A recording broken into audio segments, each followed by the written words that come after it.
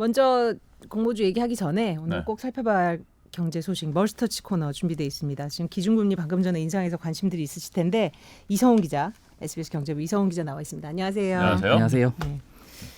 오늘 사실 금통위 전부터 금리 올릴 거라는 예상이 한 80% 이상 좀 많았는데 예상대로 올렸어요. 좀 정리를 해주실까요, 먼저? 네, 네. 뭐 예견됐던 일이긴 한데요. 이 코로나19가 촉발한 제로금리 시대가 드디어 막을 내렸습니다. 네. 네. 한국은행 금통위가 오늘 통화 정책 방향 회의를 열어서 금리를 0.25%포인트 올리기로 결정을 했고요.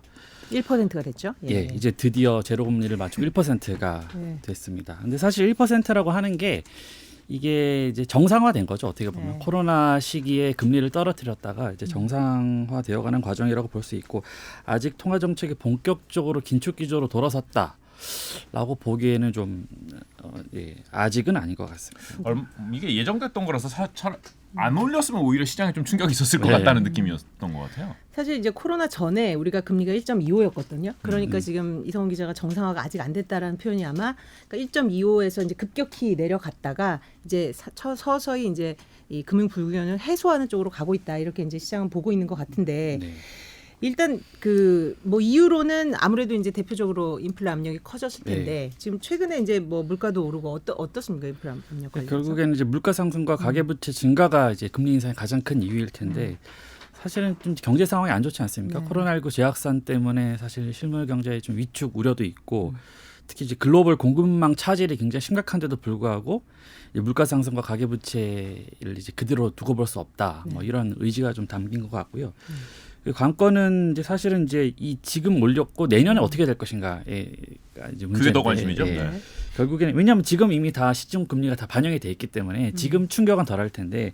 근데 전문가들 얘기하기로는 내년에 한 두세 차례는 올릴 것 같다. 네. 일단 상반기에 한 번 더 올리지 않겠냐. 네. 그리고 사실 또 미국 연준이 또 사실 금리 인상을 하게 되면 우리도 따라서 올릴 수밖에 없다. 그러니까 최소 두 차례에서 세 차례는 올리지 않겠냐. 그럼 그러면 1.5에서 1.75. 예, 그렇게 되면 사실 뭐 대출금리 오를 수밖에 없고. 네.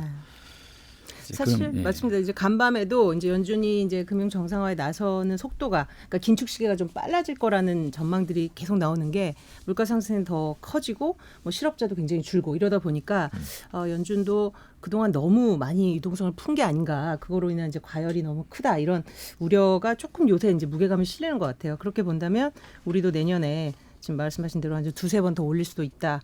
결국은 이제 이자 생활자 금리 부담이 큰 이제 대출 있는 분들. 들의 문제죠. 영끌에서 부동산 산 분들 영끌족들이 지금 세금도 무거운데 네. 금리 올라가면 부담 클 것 같은데요. 맞습니다. 지금 부동산 가격이 약간은 꺾이는 게 아니냐 이런 신호들이 좀 있긴 한데 어쨌든 금융당국 입장에서는 금리를 올려서 부동산도 안정시키고 가계부채도 잡고 뭐 이런 여러 가지 생각을 한 것 같은데 어쨌든 이 당분간 내년까지 계속해서 금리 부담은 늘어날 수밖에 없을 것 같습니다.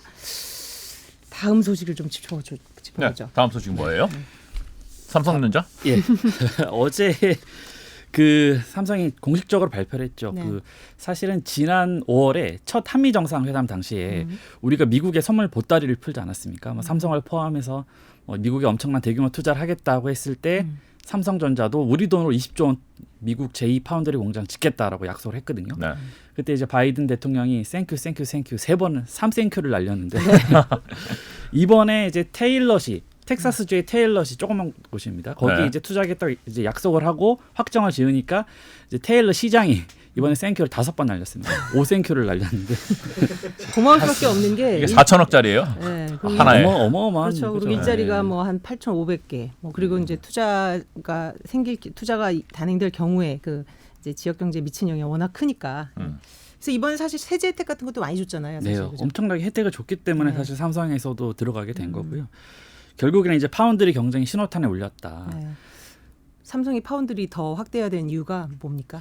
사실은 삼성이 비메모리 분야는 최고 1등이지 않습니까? 메모리 분야. 네. 근데 사실 파운드리 분야에서는 세계 2위이긴 한데 한참 떨어집니다. 대만의 TSMC가 전 세계 시장 점유율이 50%가 넘습니다. 근데 삼성은 한 끼값 한 17% 정도. 그렇죠. 2위이지만 1위와의 격차가 엄청나게 벌어지는 거죠. 네.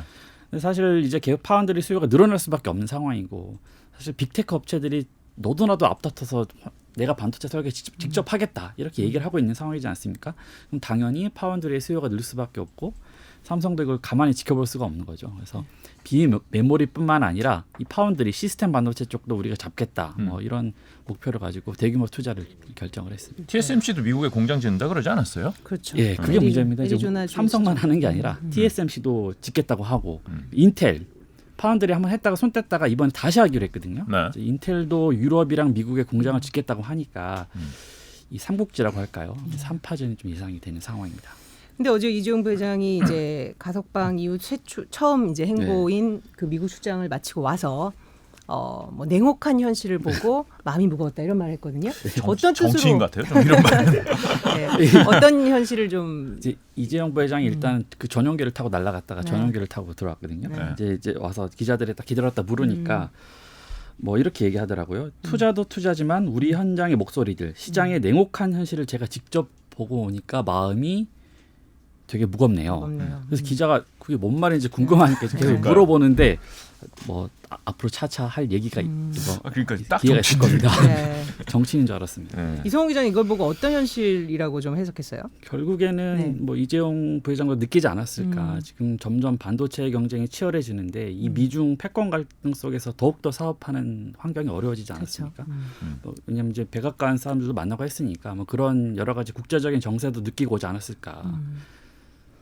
맞아요. 그러니까 자신들의 그 처한 그 메모리 반도체에서는 1위지만 어쨌든 시스템에서는 좀 열세 있는 부분도 인식을 했을 거고, 그리고 미국에서 이렇게 투자를 해야만 이제 국제 경쟁에서 살아남을 수 있다는 그런 현실도 인식을 한 것 같고요.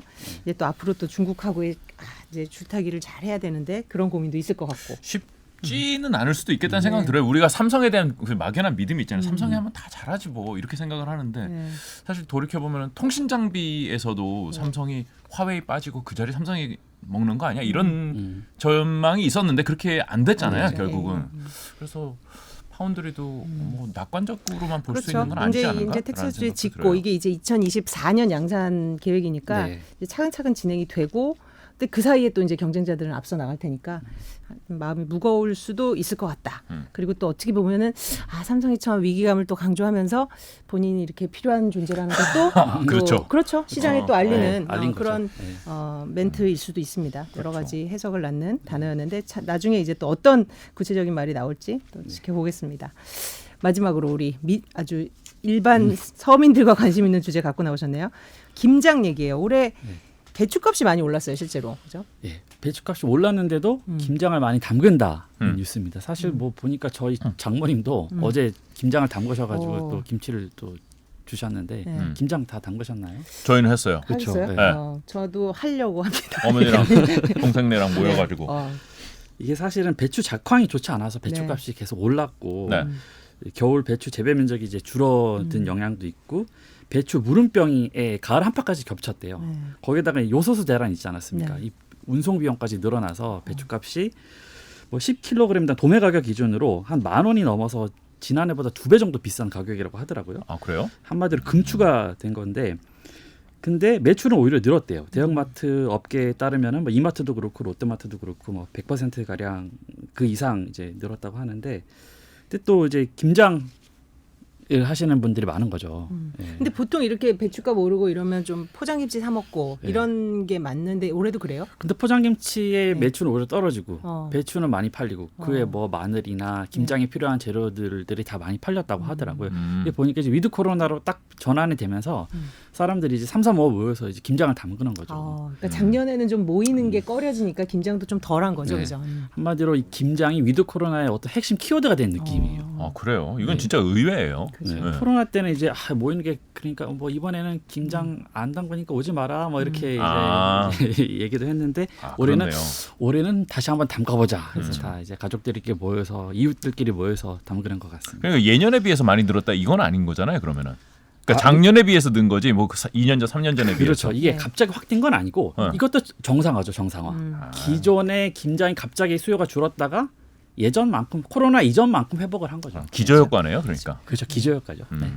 또 올해는 그래도 배추값과 부재료 인상 때문에 김장을 담그는데 드는 비용은 작년에 비해서 한 5에서 8% 정도 이렇게 높아질 것 같은데, 그럼에도 불구하고 좀 모이는 이런 재미를 느끼고자 하는 수요인 것 같습니다. 네. 다 오르네. 모든 게 다 올라요? 오르니까 아, 정말 뭐 어제 뭐 롯데리아 햄버거도 올랐다고 하고 네. 뭐 하루하루 그냥 뭐 공산품가가 안 오르는 게 없을 정도로 최근에 휘발유값 조금 내린 게 네. 그나마 내린 것 같아요. 계속 비슷한 소식을 전해드려야 할 것 같아서 네. 좀 마음도 무거운데 오늘 이성원 기자 좋은 소식 감사합니다. 잘 들었습니다.